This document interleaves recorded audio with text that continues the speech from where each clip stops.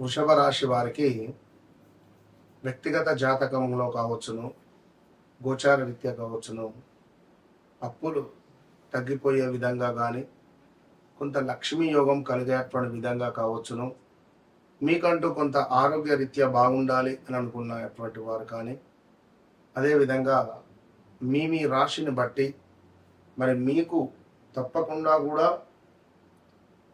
మీ అప్పులు త్వరగా తీరేటువంటి విధంగా కానీ, అదేవిధంగా ఆగిపోయినటువంటి పనులు మీకు ముందుకు వెళ్ళాలి అనుకున్నా, మీ ఇంట్లో ధన వర్షం కురవాలి అని అనుకున్నా కూడా ఈ వీడియోను తప్పకుండా కూడా స్కిప్ చేయకుండా పూర్తిగా చూడండి.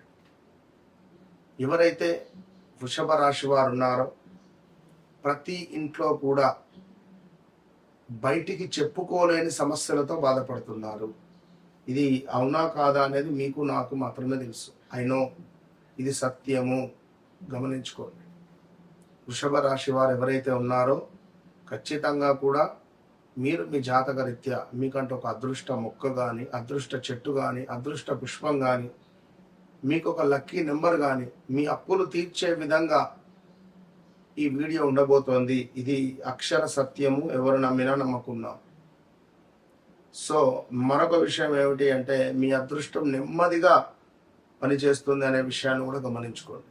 ఎందుకంటే మీరే కొంత లేజినెస్గా ఉంటారు, కానీ ఒక్కసారి మొదలైతే మాత్రం ఎవ్వరూ కూడా మీ యొక్క విజయాన్ని ఆపలేరు. 2024లో ఎంతో అద్భుతంగా ఉండే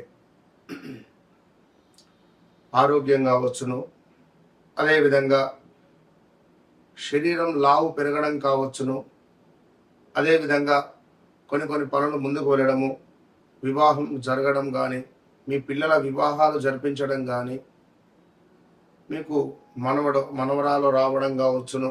అదేవిధంగా ఎవరైతే వృషభ రాశి వారు ఉన్నారో కొంత వెయిట్ పెరుగుతూ కొలెస్ట్రాల్ పెరగడం కావచ్చును, ఇలాంటి ఇబ్బందులు ఫేస్ చేశారు. కొంత 2025 మరి జూన్, జూలై, ఆగస్టు నుండి మీ భర్తల మూలకంగా భార్యలు బాధపడుతున్నారు. భర్తలు ఇల్లీగల్ అఫైర్స్ కాంటాక్ట్ పెట్టుకోవడం కానీ, భార్యకు తెలియకుండా కొన్ని సీక్రెట్ పనులు చేసి 60-70 లక్షలు, 40 లక్షలు, 20 లక్షలు, కోటి రూపాయలు అప్పులు చేసిన వాళ్ళు చాలామంది ఉన్నారు. విన్నరా?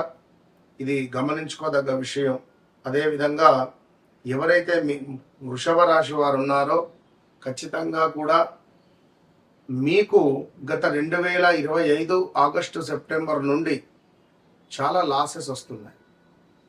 ఆల్ ఆఫ్ సడన్గా డౌన్ఫాల్ అయిపోయారు. అరే ఇది ఏంది, నేనేనా, నాకేనా ఇట్లా అని అనుకునేటువంటి పరిస్థితులు.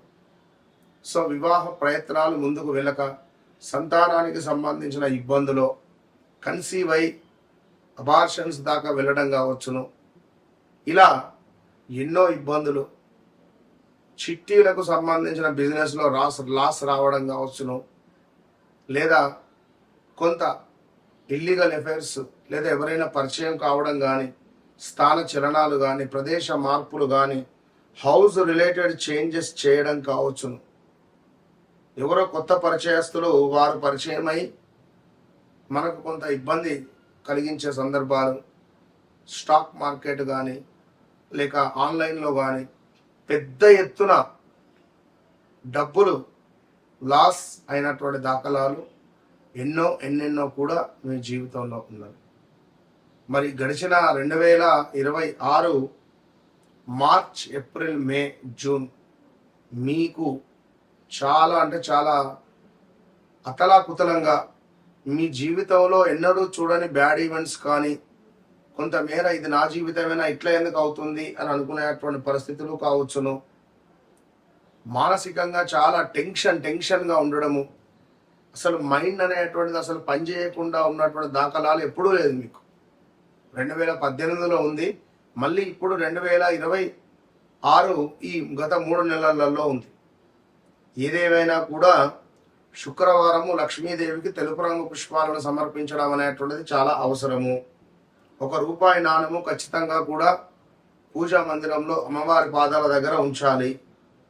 ఇక మీకు ఏమిటి అంటే, మీకు ఒక అద్భుతమైన విషయం ఏమిటి అంటే, ఇందాక నేను చెప్పుకున్నాను, మీకు అదృష్టం నెమ్మదిగా వస్తుంది, కానీ ఒక్కసారి వస్తే మాత్రము చాలా అద్భుతంగా కలిసి వస్తుంది అనేటువంటి విషయాలు ఇవన్నీ నేను రాసుకున్నటువంటి ప్రతిదీ కూడా నా ఓన్ ప్రిడిక్షన్. ఇక నెమ్మదిగా నడిచినా సరే నువ్వు చేరేది శాశ్వత విజయానికే అనే దిశగా మీకంటూ ఒక నినాదము అనేటువంటిది మీరు ఆ రోజు అనుకునే మాట. నేను నెమ్మదిగా నడిచినా కూడా ఖచ్చితంగా నేను చేరేది శాశ్వతమైనటువంటి విజయానికే అనేటువంటి మాట మీరెప్పుడూ అనుకోవాల్సింది. ఇక మీకు తులసి చెట్టు అనేటువంటిది లక్ష్మీ కటాక్షాన్ని తెచ్చిపెడుతుంది. అందరికీ తులసి చెట్టు లక్ష్మీ కటాక్షమే, కానీ వారి వారి జాతక రీత్యా కొన్ని చెట్లు అనేటువంటివి ఇంట్లో పెట్టుకోవాలి. సో తులసి చెట్టుకు పూజించడము, తులసి చెట్టుకు ఒక స్పూన్ పాలను సమర్పించడము రోజు మీకు లక్ష్మీ కటాక్షము, కుటుంబ శ్రేయస్సు అనేటువంటిది ఉంటుందనడంలో ఎలాంటి అతిశయోక్తి లేదు. ఇక నెంబర్ 6, నెంబర్ 2 మీకు శుక్రవారము లక్కీ రోజు, లక్కీ డే అని చెప్పడం జరుగుతున్నది. ఇక అప్పులకు సంబంధించి కొంత మీరు ప్రతి శుక్రవారము కూడా లక్ష్మీదేవి ప్రార్థన చేయాలి. లక్ష్మీదేవి ఆలయంలో కూర్చొని ఓం శ్రీం మహాలక్ష్మీ నమః. లక్ష్మీదేవి ఆలయం లేదు, ఇంట్లో అయినా కూర్చొని చేసుకోండి. తులసి చెట్టు అని చెప్పుకున్నాం ఇందాక. అప్పులు తీరేందుకు ప్రతి శుక్రవారం కూడా లక్ష్మీదేవికి గోమతి చక్రాలతో పూజ చేయండి. ఒక 108 గోమతి చక్రాలను తీసుకోండి, లేదా 54 తీసుకోండి, లేదా 24 తీసుకోండి. తీసుకొని వాటిని అమ్మవారి పాదాల దగ్గర పెట్టండి. ఒక్కొక్క గోమతి చక్రం అమ్మవారి యొక్క పూజ చెప్తూ అమ్మవారి పాదాల దగ్గర పెట్టండి.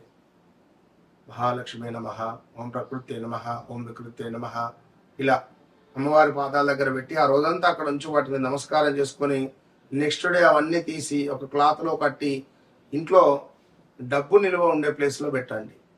షాప్లో అయితే కౌంటర్లో పెట్టుకోండి. ఇక అదే విధంగా ఈ యొక్క మిథునం వారికి లక్ష్మీదేవితో పాటుగా ప్రతి శుక్రవారం లక్ష్మీ అష్టోత్తరాలను చదివట, ఆవు నేతితో దీపారాధనను చేయడం ద్వారా మీకు విశేషంగా డబ్బు పరమైనటువంటి ఇబ్బందులు దూరం అయ్యేటువంటి పరిస్థితి ఉంటుంది. ప్రజెంట్గా వృషభ రాశి వారికి ఉద్యోగము, వ్యాపారంలో మైనస్, ఉద్యోగంలో మైనస్, ఇంట బయట మైనస్, థర్డ్ పర్సన్ మీ జీవితంలోకి ఎంటర్ అవ్వడం కావచ్చును, మీ జీవితం అతలాకుతలం అయ్యేటువంటి సందర్భాలు ఉన్నాయి, భార్యాభర్తలలో గొడవలు కావచ్చును, ఎన్నడూ లేని విధంగా మీ గౌరవము నాశనం అయ్యే పరిస్థితి ఉన్నది. వృషభ రాశి వారికి మీ పేరు ప్రఖ్యాతలు నాశనము, మీ గౌరవము నాశనము. మీరెప్పుడు తలదించుకొని ఉండే వ్యక్తులు కాదు, అలాంటిది తలదించుకొని ఉండేటువంటి పరిస్థితులు గోచరిస్తూ ఉన్నాయి. సో తప్పకుండా వ్యక్తిగత జాతక రీత్యా మీరు మీ జాతకాన్ని చెక్ చేసుకోండి. పేరు రీత్యా కానీ, గోచార రీత్యా కానీ, మీ డేట్ ఆఫ్ బర్త్ రీత్యా కానీ, మీరు ఎప్పుడైతే నన్ను కలుస్తారో, నాతో మాట్లాడతారో, నాతో మాట్లాడక ముందు మాట్లాడిన తర్వాత అనేటువంటిది మీ జిందగీలో ఖచ్చితంగా గుర్తుండిపోతుంది. 30వ తారీఖు జూన్ నెలలో గోకర్ణ క్షేత్రంలో మన ఆధ్వర్యంలో మహాన్యాసపూర్వక ఏకాదశ రుద్ర పారాయణం, రుద్ర అభిషేకం కలదు. గోకర్ణ క్షేత్రంలో, మరి కర్ణాటకలో గల గోకర్ణ క్షేత్రం అత్యంత పవర్ఫుల్ కలిగినటువంటి క్షేత్రంలో మహాన్యాసపూర్వక ఏకాదశ రుద్రాభిషేకం 11 మంది బ్రాహ్మణుల చేత రుద్రాన్ని 11 సార్లు పారాయణం చేయించేటువంటి కార్యక్రమం, అత్యంత పుణ్య కార్యక్రమం. ఇది కూడా క్షేత్రంలోనే.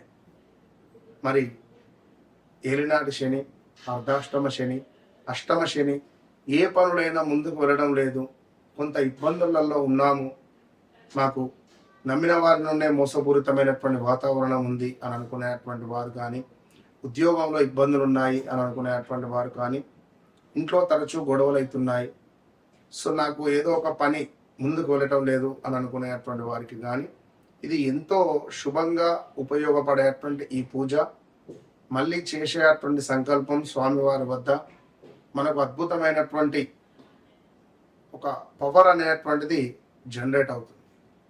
సో తప్పకుండా ఈ పూజలో పాల్గొనేటువంటి వారు సంప్రదించండి. All the best.